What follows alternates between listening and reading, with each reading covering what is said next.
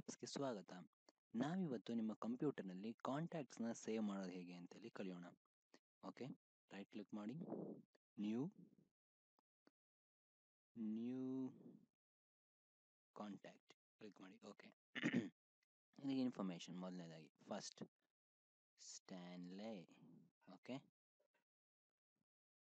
If case. Okay, middle name, first name, middle name, last name. Okay, middle name ಏನೂ ಇಲ್ಲ. Control X,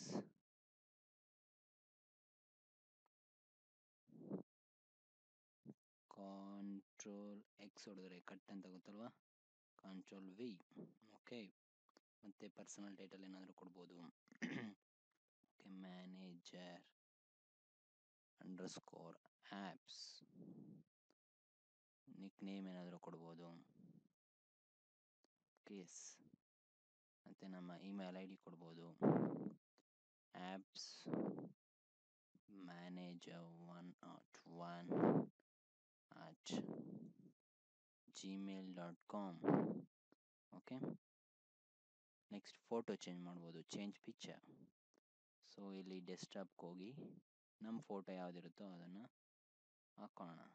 wow, super cool ಅಲ್ವಾ.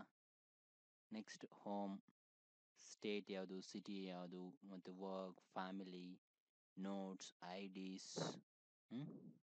So ಈ ಥರ ಎಲ್ಲ ಕೊಟ್ಟು ನಮ್ಮ ವೆಬ್ಸೈಟ್ ಇದೆ ನೋಡಿ, nh.combly.com.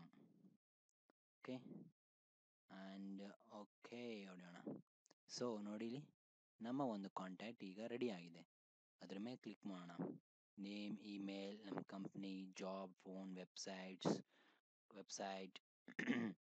ಸೊ ಈ ಥರ ಎಲ್ಲ ಒಂದು ಇಮೇಲ್ನ ಎಲ್ಲ ಕಾಂಟ್ಯಾಕ್ಟ್ಸ್ನ ನಾವು ಕಂಪ್ಯೂಟರಲ್ಲಿ ಸೇವ್ ಮಾಡ್ಕೋಬೋದು.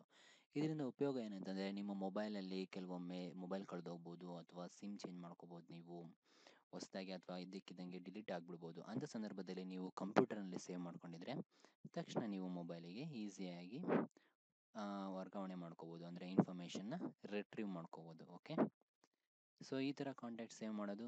ಓಕೆ, ನನ್ನ ಫೋಟೋ ಇದು. ಹೌದು, ಇದು ಕೂಲ್. ಇದು ನನ್ನ ಫೋಟೋ ಅಲ್ಲ, ಸುಮ್ಮನೆ ನಾನಿಲ್ಲ ಏರ್ಪೋರ್ಟಲ್ಲಿ ತೆಗೆದಿದ್ದು. Okay, it's okay. Okay, contact save ಮಾಡೋದು ಕಲ್ತಿದ್ದೀರಾ. ಫಾಲೋ ಇನ್ ಟ್ವಿಟರ್ ಮ್ಯಾನೇಜರ್_ಆ್ಯಪ್ಸ್, ಮತ್ತು ನಮ್ಮ ವೆಬ್ಸೈಟ್ ಚೆಕ್ ಮಾಡ್ತಾ ಇರ್ರಿ. Thank you, bye, take care.